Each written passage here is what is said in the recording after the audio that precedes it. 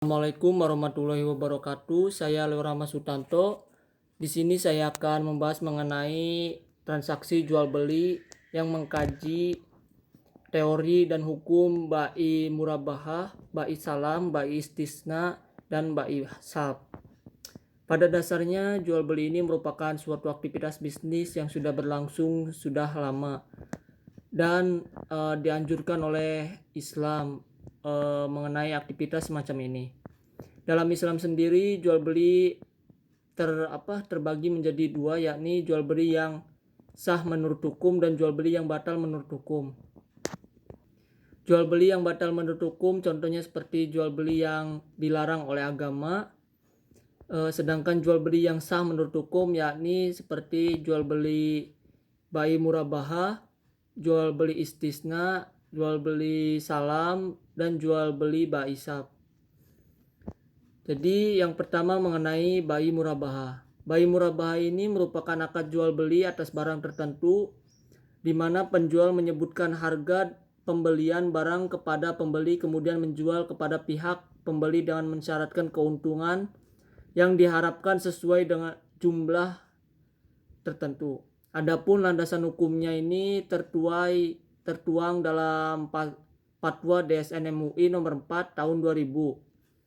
Sedangkan rukun murabahah sendiri diantaranya yaitu adanya bai atau penjual, musyitari adanya pembeli, mabi barang yang diperjualbelikan, saman harga barang, ijab qabul pernyataan serah terima, dan ada juga syarat murabahah yaitu syarat yang berakad, cakap hukum, dan dalam keadaan tidak terpaksa. Barang yang diperjualbelikan tidak termasuk barang yang haram dan jenis mampu jumlahnya jelas.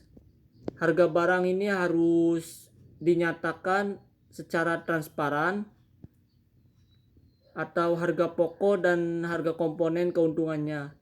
Dan cara pembayarannya disebutkan dengan jelas dan pernyataan serah terima atau ijab qabul ini harus jelas dengan menyebutkan secara spesifik pihak-pihak yang berakad. Yang kedua yaitu mengenai bai salam. Bai salam ini adalah menjual suatu barang dengan penyerahan barangnya ditunda, atau menjual suatu barang yang ciri-cirinya jelas dengan pembayaran modal lebih awal, sedangkan barangnya diserahkan kemudian hari.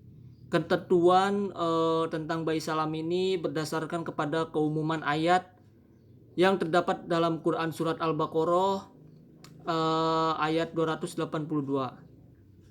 Rukun dari bai salam ini yaitu adanya muslam pembeli, muslam ilaih penjual, objek akad, harga, barang atau hasil produksi atau muslam fih. Hasil produksi yang akan dibeli atau dipesan ini harus jelas, terus jelas, tidak termasuk dalam kategori yang dilarang oleh syara. Harga jual dan masa penyerahannya harus jelas dan dicantumkan dalam perjanjian dan tidak boleh berubah. Modal yang diberikan dalam bentuk barang atau manfaat ini harus diukur berdasarkan dalam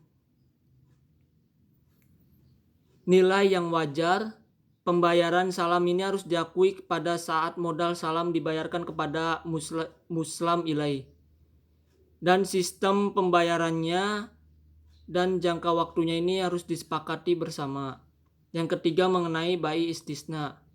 Bai istisna ini merupakan akad jual beli barang atau jasa dalam bentuk pemesanan dengan kriteria dan persyaratan tertentu yang disepakati antara pihak pemesan dan pihak penjual. Adapun landasan hukum jual beli istisna ini yakni disandarkan pada Al-Quran, hadis, dan ijma, yakni Quran surat Al-Baqarah ayat 282, di mana hukum jual beli tersebut yaitu boleh. Rukun dan syarat jual beli istisna ini diantaranya pihak pemesan, pihak produsen atau yang menerima pesanan, objek dalam akad, harga, ijab qabul atau sigat. Di samping itu, untuk syarat istisna yakni kedua pihak yang melakukan transaksi haruslah yang berakal.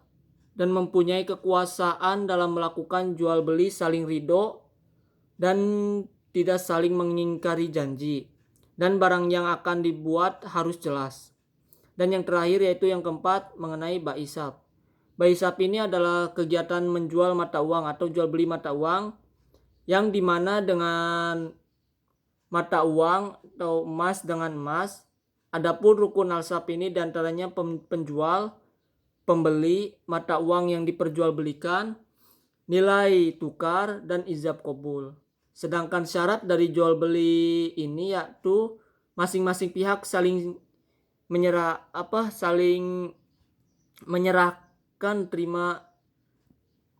terimakan barang sebelum keduanya berpisah. Jika akad alsab ini dilakukan atas barang sejenis, maka harus seimbang.